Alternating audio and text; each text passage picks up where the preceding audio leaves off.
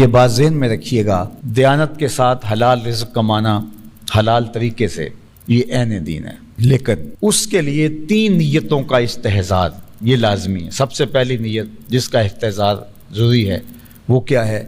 اپنے آپ کو سوال کی ذلت سے بچانے کے لیے کاروبار کیا جاتا ہے، رزق کمایا جاتا ہے کہ میں ضرورتیں رکھتا ہوں، مجھے 3 وقت کا کھانا بھی چاہیے، مجھے لباس بھی چاہیے، سر چھپانے کے لیے گھر بھی چاہیے، میری ضروریات ہیں۔ تو ظاہر ہے کہ اگر میں خود نہیں کماؤں گا تو یہ ضروریات پوری تو بہرحال ہونی ہیں، تو یہ کسی اور سے مجھے کرنی پڑیں گی، تو مجھے اس کے سامنے ہاتھ پھیلانا پڑے گا۔ تو اپنے آپ کو سوال کی ذلت سے بچانے کے لیے انسان کاروبار کرتا ہے، مزدوری کرتا ہے، ملازمت کرتا ہے۔ دوسری نیت، اپنے زیر کفالت لوگوں کی ضروریات کی تکمیل۔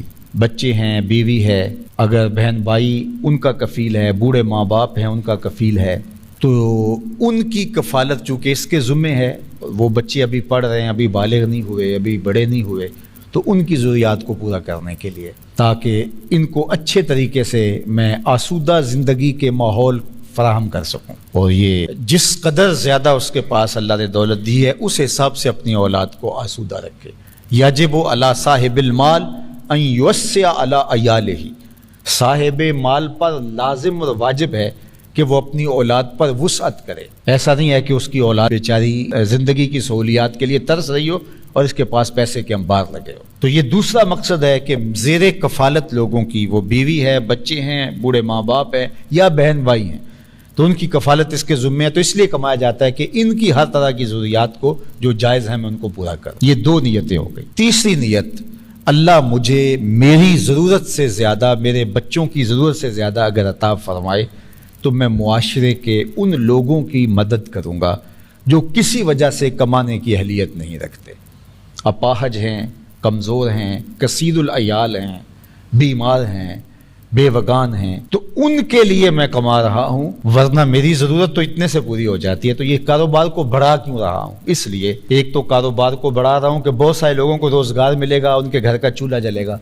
اور ایک جو اس سے مجھے حاصل ہوگا اس سے میں معاشرے کے ان لوگوں کی مدد کروں گا جو کسی وجہ سے کمزور ہیں اور وہ اپنے اخراجات کو پورا نہیں کر پا رہے۔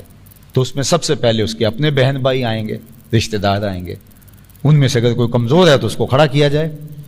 اسی طرح پھر اس کے بعد اس کے ہمسائے آتے ہیں، پھر اس کے ملنے والے آتے ہیں، معاشرے کے دوسرے لوگ آتے ہیں۔ جتنا اس کے کاروبار کا حجم زیادہ ہے اس کی ذمہ داریاں اس سے زیادہ بڑھ جاتی ہیں۔ تو یہ تیسرا مقصد ہے رزق کے کمانے۔ اگر ان 3 نیتوں کے استحضار کے ساتھ کوئی شخص رزق حلال کماتا ہے تو اس کا سراسر یہ رزق کمانا دین کہلاتا ہے۔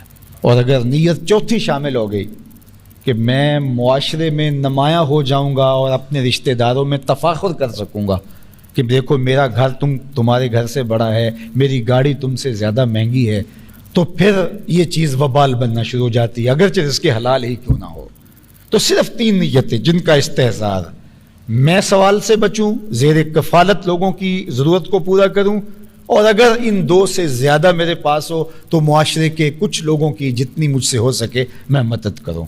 یہ ہمارا دین ہمیں سکھاتا ہے۔ پھر جب وہ کاروبار کر رہا ہوتا ہے، اپنے آپ کو کھپا رہا ہوتا ہے، وہ دفتر میں بیٹھ کے اپنے آپ کو کھپا رہا ہے یا وہ پردیس کاٹ کے اپنے آپ کو کھپا رہا ہے، یا جس طرح بھی مشقت میں ہے، اس کی مشقت اور اس کے ٹپکتے ہوئے ایک ایک پسینے کے قطرے پر میرا اللہ اس کو اجر دے گا۔ یہ انسانیت کے لیے، اپنے خاندان کے لیے اتنا کچھ کر رہا ہے تو اس کا اجر رکھا گیا ہے۔ اگر وہ مزدوری کر رہا ہے، القاسب حبیب اللہ، تو وہ اللہ کا محبوب ہے۔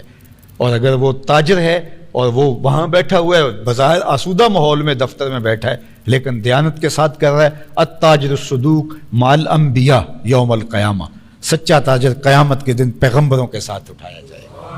اور اگر ہم خود غرض ہو جائیں اور ہمارا مقصد جو ہے وہ پیسہ جمع کر لینا ہے اور امیر سے امیر بننا ہے، اس کی تو کوئی حد ہی نہیں ہے، کہیں بھی کوئی انتہا نہیں آتی کہ چلو اتنے پیسے جمع کر لیں گے تو اب سکون آ جائیں گے۔ سکون ایسے آتا ہی نہیں ہے۔